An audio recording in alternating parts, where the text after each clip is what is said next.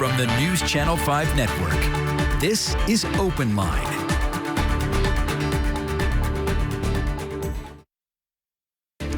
Good evening, everyone, and welcome to OpenLine. Thank you for joining us tonight. Hope you'll chime in on this conversation. It definitely is a talker. We've done it before. We want to talk about what is happening in this year's legislative session to legalize marijuana. If you have an opinion on this topic, if you have questions about where our state is headed or what other states are doing, this is the night to call. 615-737+ is the number. Kevin Caldwell is joining us. He is with the Marijuana Policy Project. Kevin, thank you for being with us all the way from New Orleans. Absolutely, Carrie. Thank you for having me this evening. You have an uphill battle in Tennessee, as we were discussing before we went here on the air. In fact, you said, I cover all the Southeast. I'm used to this. Can you give us first an overview of what the Marijuana Policy Project does? Marijuana Policy Project was founded in 1995, and we both lead educational campaigns to organizations, to individuals that want to reform cannabis laws. We also have a 501c4 part of our operation that does actual lobbying and campaigns, and we've led the campaign in 10 of the 18 states that have legalized cannabis for adult use, as well as 14 of the 37 states that have adopted therapeutic medical cannabis programs. Despite what we have seen here in Tennessee with bills being put up and continually not even getting out of committee the last few years, marijuana and the legalization efforts surrounding it are quickly evolving across the nation, and policy is quickly evolving. If you can, give us a wider snapshot as what is happening. Well, I think you can look at something just as simple as if you look at the national polling across the country and how that has evolved over the last 20 years, where we're now looking at almost 70% of Americans want to see prohibition end. That's at an all-time high, and those numbers continue to grow. And those numbers, they're not regional. We see it, those very similar numbers here in the South as well. It's not a partisan issue. Republicans, Democrats, and independents all, to a varying degree, support legalization. For the first time over the last 2 years, we've seen more and more Republicans in polling are now over 50% for supporting legalization of adult use of cannabis. So we're continuing to move in the right direction, and I'm overjoyed to be part of an organization that is helping better so many people's lives. I want to get right to the phones. Dave is already calling in with us tonight. Dave, go ahead. What's your question or comment on the topic?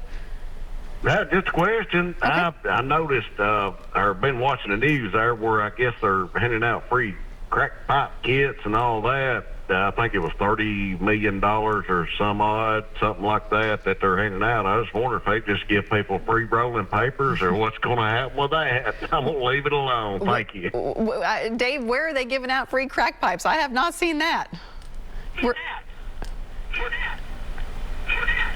Dave may have hung up on us, but thank you for calling in, Dave. I don't know about those efforts, but I think what Dave is getting at is what is the Marijuana Policy Project pushing for? How do you get this over the line? Does it usually start with passing medical cannabis?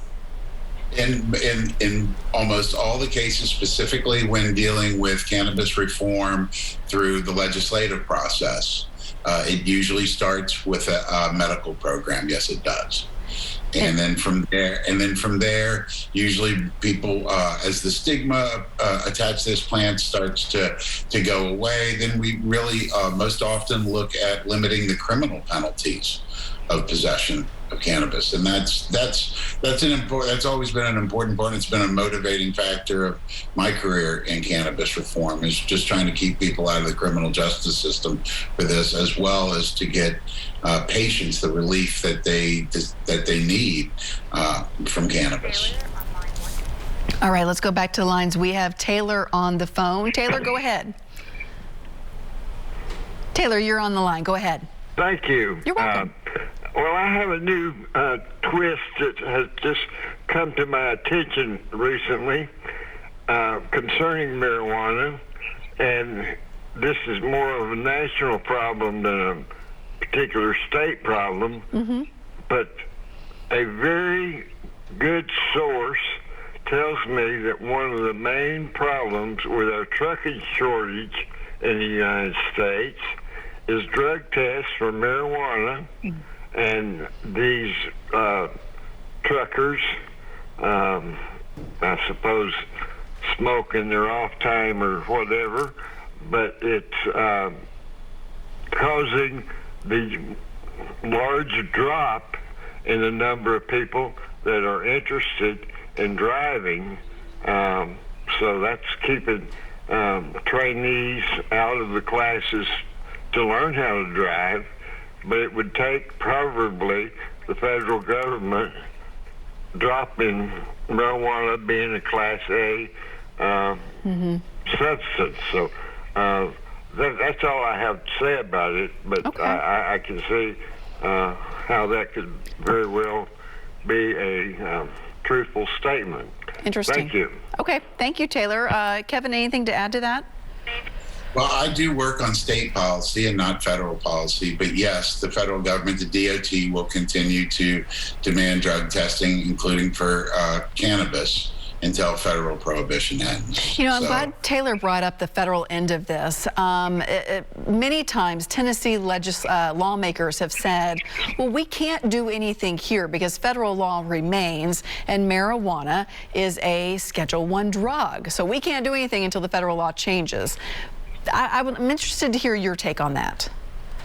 Well, 37 other states in the United States have decided otherwise, and they have pursued medical cannabis. And so we are up to 37 states that have adopted medical cannabis programs without any interference from the federal government. So I think that we need to, at a certain point, we're going to reach a tipping point where federal prohibition will be untenable.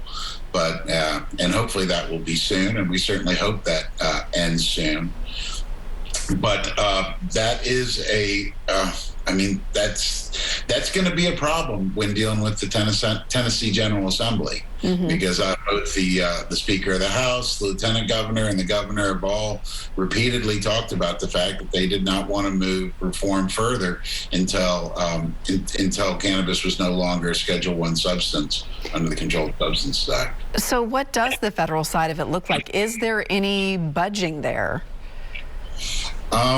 Well, I don't really work in the federal field too much, but I do know that there are a lot of really great people on both sides of the partisan divide who are working on this and working together on this. Actually, it's in an era when we're looking at so much division in the country politically. It's very interesting to see a lot of bipartisanship on the issue of cannabis reform. Yeah, that is interesting. Okay, let's hop back to lines. They are lit up, but we still have room for your questions. So 615-737+ is the number to call. Mike, you're on the line. Hi, Mike. Hey, good evening, Carrie, and good evening to your guest. I didn't get his first name. Kevin. But I've got Kevin. Hey, Kevin, how you doing? I've got two perspectives on this.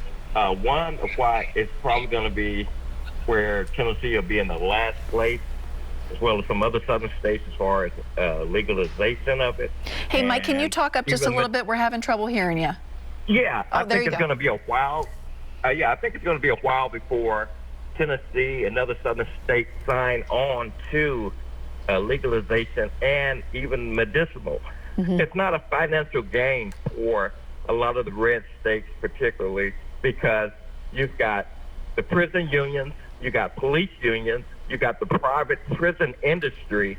You have these industries that are benefiting financially, blocking people up for nonviolent, low amounts of marijuana, and it gives them an incentive to be able to pull somebody over, lock them up. That leads to you having to get a lawyer, all this stuff that's in the political system to gain money, and you have lobbyists are letting our Republican legislators know that, hey, no, we don't want this. We make money off locking people up, and that's our industry. And if you do anything to loosen those laws, we're going to do what we can to vote you out.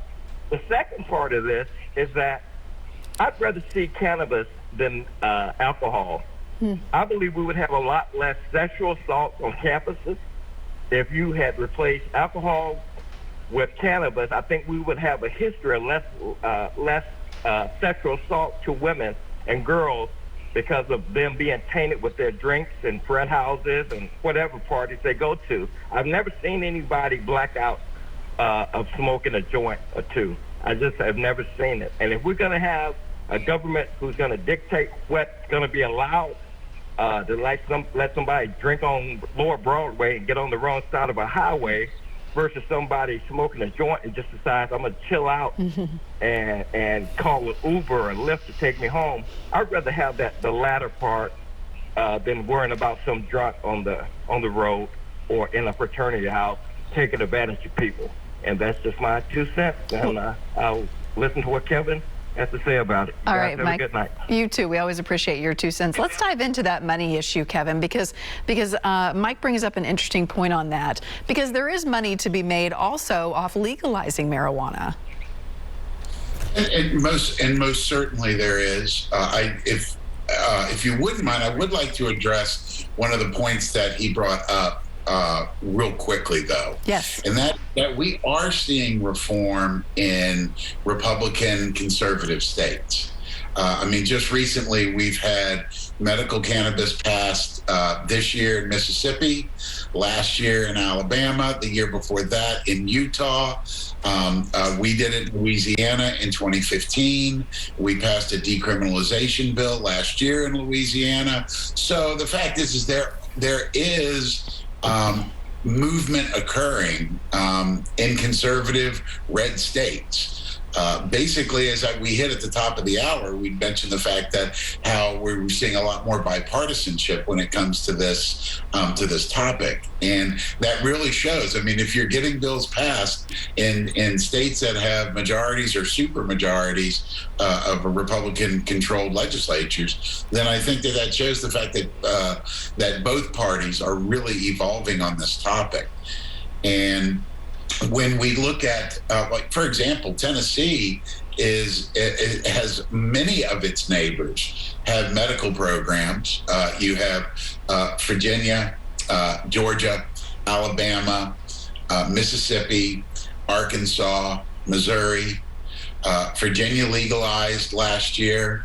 Both Missouri and Arkansas very well may be voting on legalization this November. And so once we start to see states in our region begin to legalize adult use cannabis, and with the revenue streams that those programs generate, I think that is going to further the conversation, even in the most conservative states in the country. Yeah, and the tide has started to move even just a little bit here. A couple of years ago, Speaker Beth Harwell, a Republican, got behind a medical marijuana bill, and of course it didn't get out of committee, but I think people almost fell over when she voiced her support and stood behind it. Well, and I know there's several there's several bills in the legislature currently. I have concerns that I don't think any of them will be able to get through by the session ends at the end of March.